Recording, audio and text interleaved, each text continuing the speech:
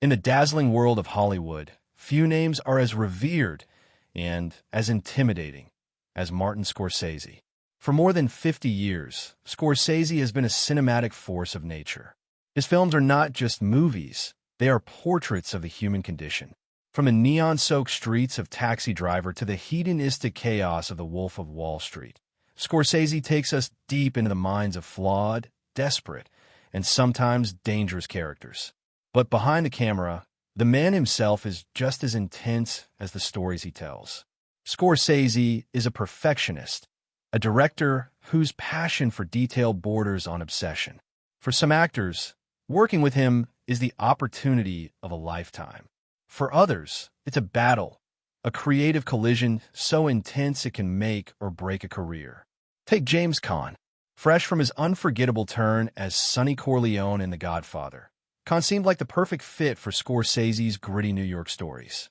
In the mid-70s, Scorsese approached him for a planned project set in Little Italy. Caan's raw energy and unpredictable edge thrilled the director at first. But during rehearsals, Caan reportedly began rewriting dialogue on the spot, throwing Scorsese off. Crew members recall that the director, known for his fiery temper, exploded in rage, delivering what one witness described as a volcanic tirade. Caan later laughed about the experience, saying, "There's creative freedom, and then there's whatever the hell that was." The project collapsed within weeks, and the two men kept their distance for decades. Fans have always wondered what kind of movie they could have made together. Fast forward to 2006. Scorsese was shooting The Departed, his Boston-set crime masterpiece. Cast as the tough, foul-mouthed Sergeant Dignam, Mark Wahlberg seemed born for the role. But soon, tensions rose. Scorsese wanted subtlety, Wahlberg delivered fire. According to crew members, the director repeatedly stopped takes, telling Wahlberg to scale back. Less, he kept saying. But Wahlberg, known for his intensity, kept going bigger. Ironically, Wahlberg's fiery performance became one of the film's highlights, and it earned him the movie's only acting Oscar nomination. Even so, insiders say Scorsese was surprised by the recognition and deliberately kept Wahlberg off the casting list for future projects like Shutter Island and The Wolf of Wall Street. In the early 90s, Scorsese was preparing The Age of Innocence, a lush period drama set in Gilded Age, New York. For the key role of Countess Ellen Olenska, he briefly considered Julia Roberts, then at the height of her fame. Roberts' charm and modern energy appealed to Scorsese, but it soon became clear that they weren't a match. During costume fittings, Roberts reportedly pushed back against Scorsese's insistence on historically accurate corsets that restricted breathing, saying it was unnecessary discomfort. Scorsese saw it differently. To him, those physical constraints were crucial to understanding the character's emotional world. The disagreement escalated, and Roberts eventually walked away. The role went to Michelle Pfeiffer, whose performance became one of the film's highlights and one of the best of her career. Before Robert De Niro became Jake LaMotta in Raging Bull, Scorsese briefly considered Ryan O'Neal. At the time, O'Neal was riding high after Barry Lyndon and Paper Moon, but the audition was a disaster. According to longtime editor Thelma Schoonmaker, O'Neal seemed uncomfortable with the material, even suggesting changes to soften LaMotta's darker side. Scorsese reportedly cut the meeting short with a chilling remark: "If you're worried about likability, you're in the wrong room." O'Neal later alluded to the encounter in his memoir, writing, "Some directors want raw ugliness.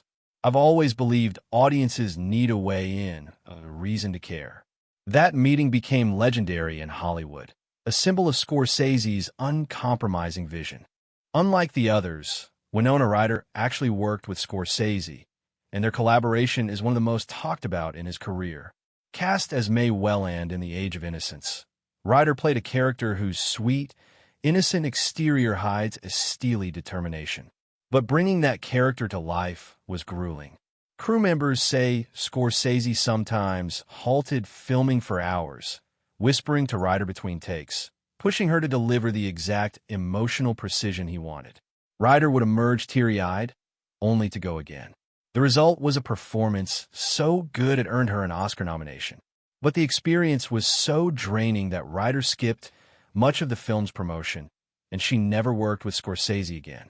Years later, Scorsese admitted that while Ryder was brilliant, the process was so difficult he couldn't imagine repeating it. At the height of his career reinvention in 1999, Jim Carrey was attached to play Howard Hughes in a darker version of what would eventually become The Aviator.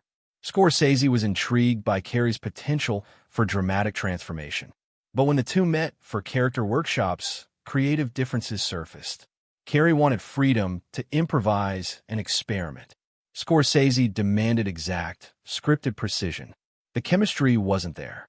The project stalled, and Carrey moved on to other films, while Scorsese eventually cast Leonardo DiCaprio.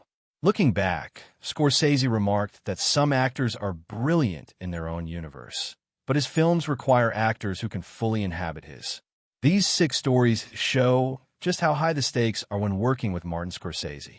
For him, filmmaking isn't just art, it's war. Every line, every gesture, every breath must serve the story. Actors who can surrender themselves completely to his vision become part of cinema history. Those who can't, they're left out, no matter how big their names are.